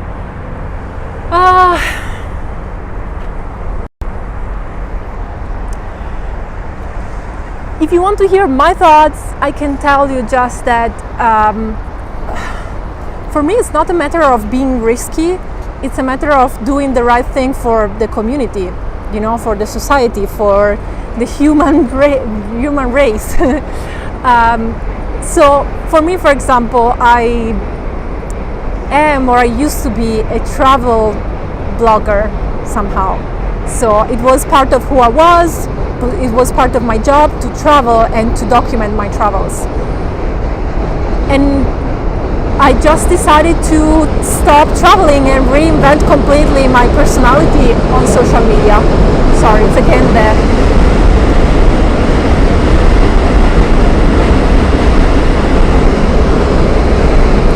The train is so loud when it passes. I hope you can hear me from the microphone.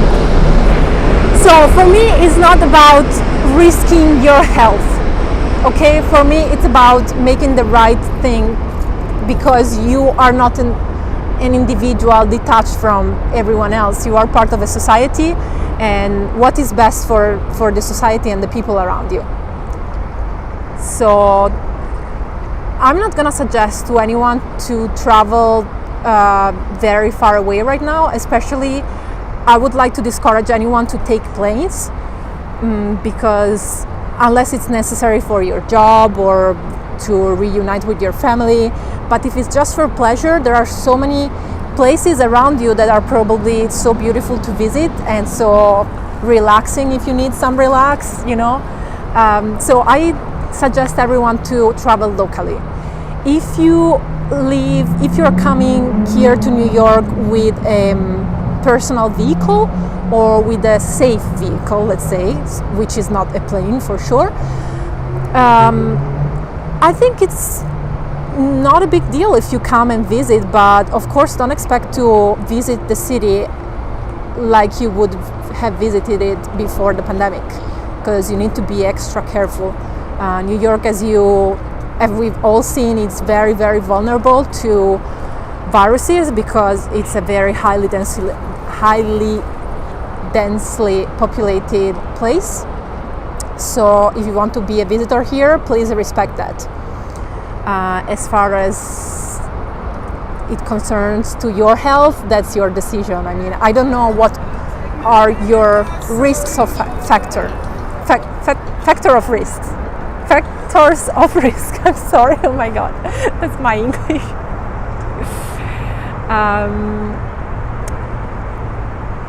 Steven asked if there are any German restaurants left in your city. I don't know, because here in this village on Avenue C, Losaida, there was a very old here in New York City, is like 15 years, 20 years, German restaurant, Zum Schneider it was called, and it had to close right before the pandemic. So I don't know about any other German restaurant. Okay, let me show you, because I'm passing the bridge now and it's really my favorite part. Oh my god. So that's north, just for you to give you some orientation. That's the north side of Manhattan. That's Brooklyn, Williamsburg Bridge.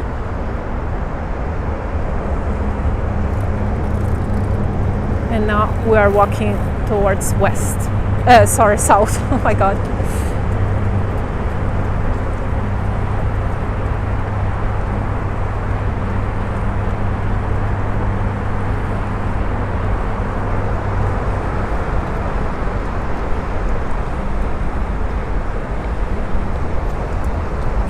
When it's so sunny, it's so bright, it's so beautiful for me to see the contrast with the metal structures of the bridge. I find it very beautiful. Yeah, I also like, since we were talking about architecture and what architecture I like all the industrial type of architectures as well.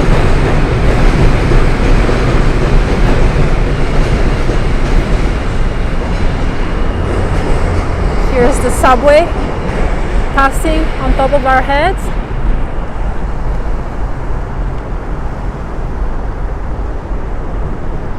And this is the middle of the bridge. This is my favorite spot. So I told you earlier that I'm very fond of geometrical patterns. I'm very fond as well of symmetrical images. So views like this one,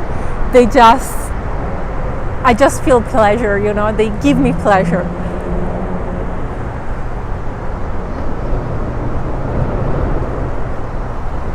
What do you think? Maybe you really don't care about this right now, but never mind. I'm gonna show you anyways. Here the water is a bit scary because there are such strong streams, you can really tell. Let me focus here. Look there. This is not because a boat just passed. This is the normal stream that is there all the time. It's kind of scary because it looks very strong stream.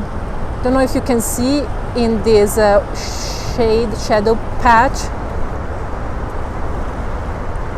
Kate, you love it. It reminds you of the Eiffel Tower. Yes, exactly. Eiffel Tower, same type of structure. Okay, would be good for a black and white photograph, I guess so. Okay, let's proceed.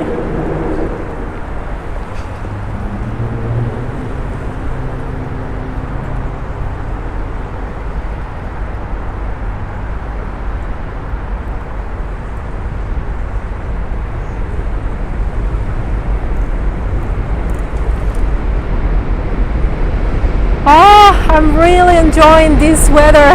Oh my god.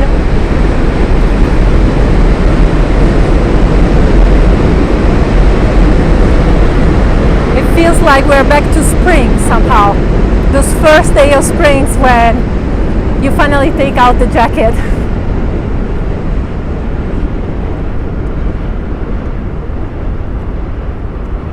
Current.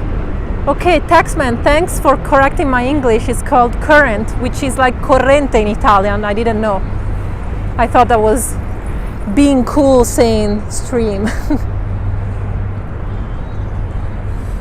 Okay, am I going to cook today? Yes, of course, I cook every day. Don't know why. I should go grocery shopping. See people fishing here?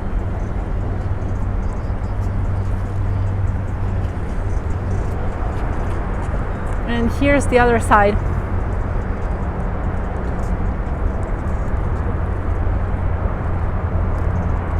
Isn't it beautiful? I love Williamsburg Bridge.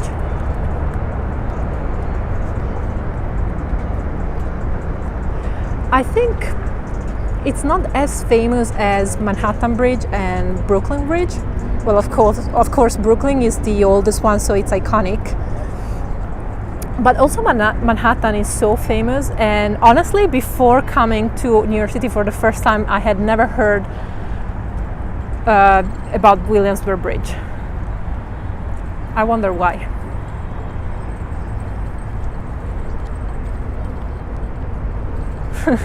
Okay, buy a fresh fish. Well, if you want, you can buy it and eat it. I think I would wake up with 3 eyes tomorrow if I ate one of these. Paul says, I walked that bridge, it's so long. I know, Paul. I've never walked this bridge because I always biked it. but it's really, really long. And I always wonder, because I see many people walking, and I always wonder, Jesus, how long are they taking to go to the other side?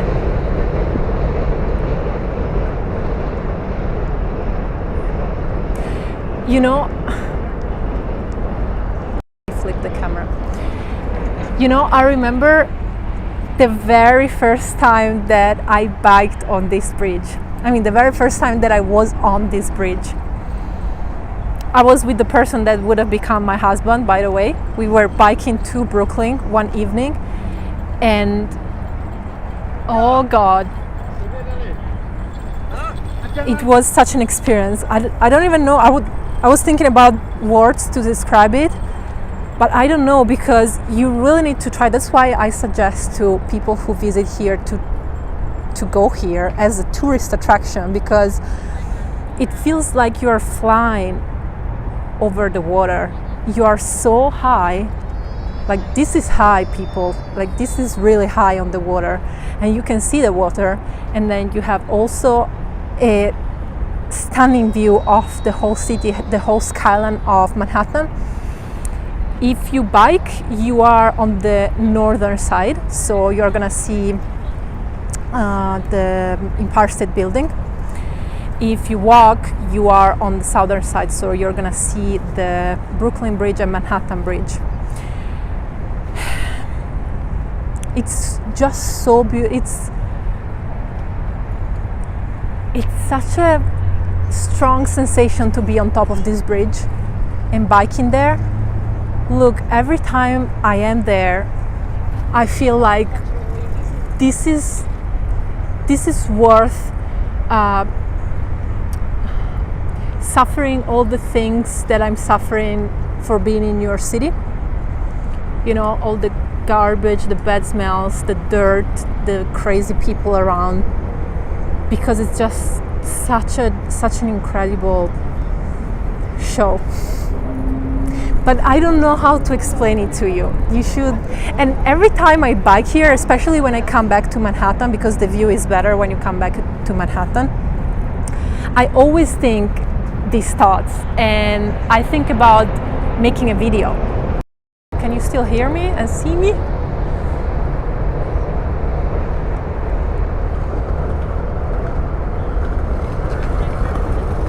Michael Manocchi, hi Mary Jane, can you give a shout out to my mother, Franca? She loves your videos. Oh my God. Hi Franca, ciao. Of course I can. I'm glad you enjoy my videos, Franca. I hope you will enjoy the future ones as well.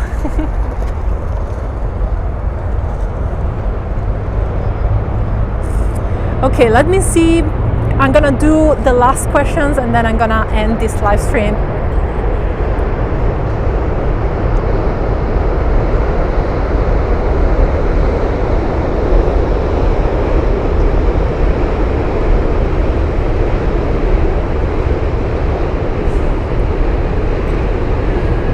Jason says,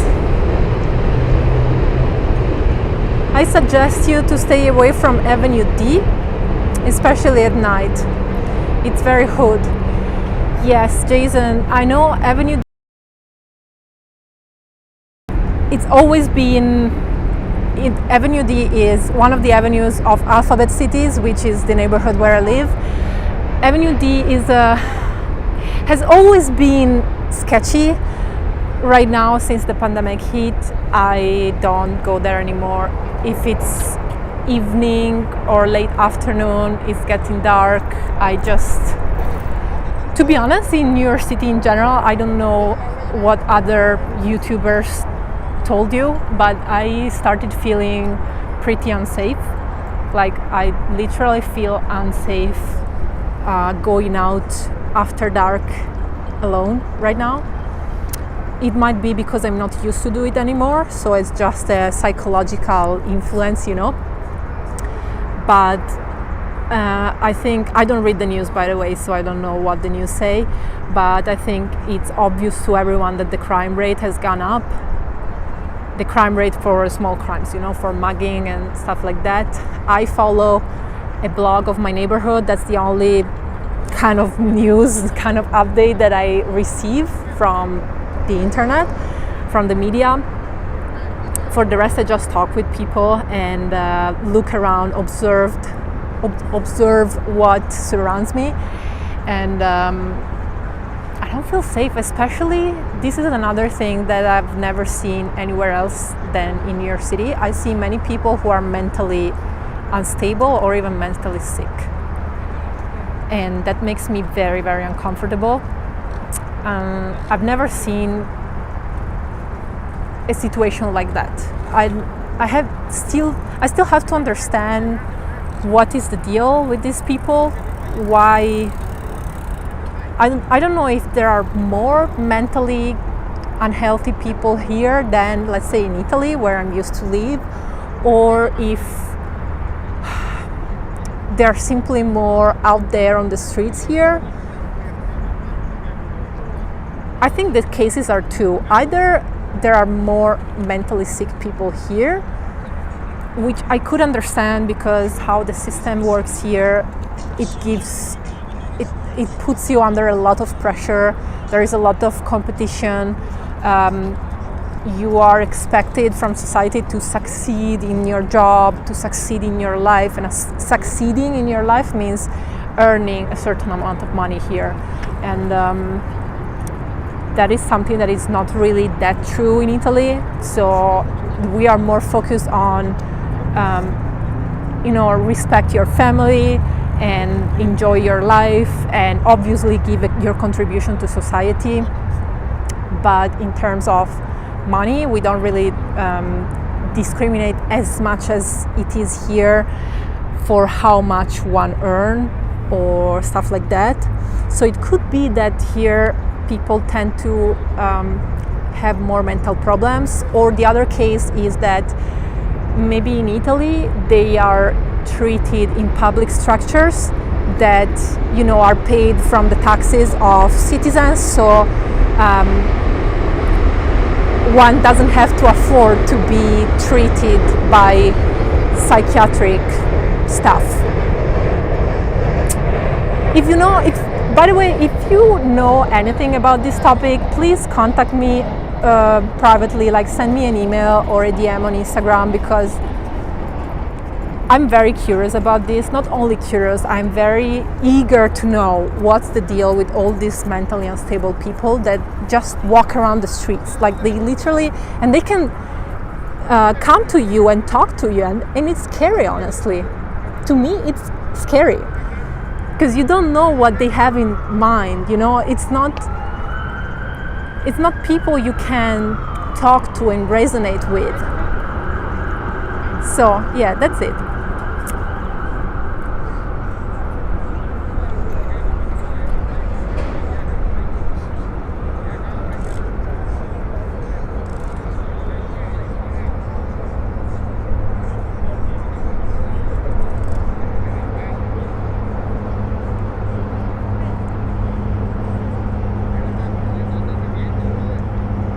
Rodo, looks like you're suffering in New York. Yes, I'm definitely suffering. I'm not hiding it. I'm definitely suffering here. But it's still the place where I would like to be the most now. Because my husband is here. That's the only reason. But it's still an amazing place to be in New York City, so I'm trying to enjoy it as much as possible.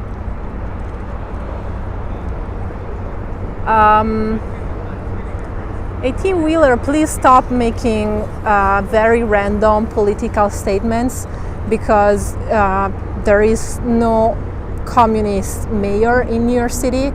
In New York City, the Democrats are what in Italy is the right-winged. So communist is very much left-wing people, and I can assure you that in the United States there are no famous politicians that are communists.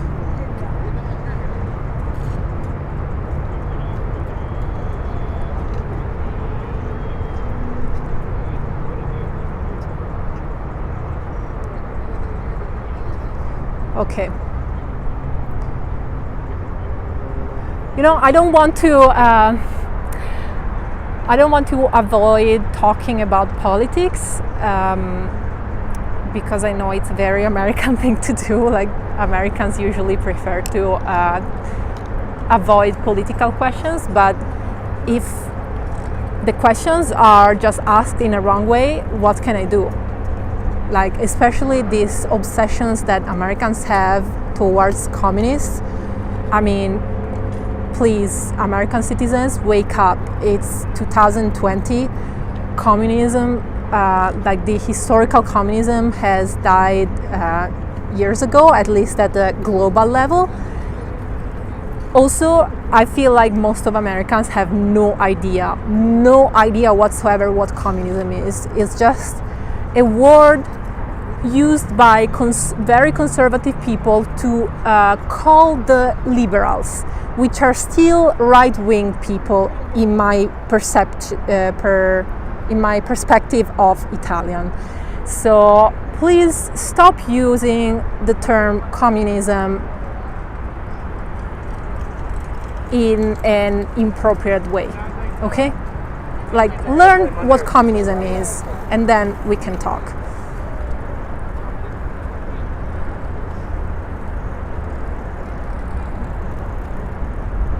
Okay, I'm gonna finish this live stream with this last question. JT in Alexandria, what do you think the Italian fascination with New York City is? I think it comes, at least for my generation, I don't know for the older generation, but it surely comes from movies and TV series, because from the 60s on, Italians have been very much influenced by American culture, especially when the television came, and the television during the late 60s and 70s became a tool that every family had in their home. We've started seeing, especially from the 70s, 80s, to be honest, because in the 60s the contents of television were very Italian, but from the 80s especially, and then in the 90s, I was born in the 90s, the contents of television have been very, very much American. So we really grew up with TV series, like the second channel of the national television in Italy was airing Friends at 8 o'clock in the evening, Rai 2. I remember we used to watch it, you know. So I think that's the main fascination that Italians have for New York City. Okay.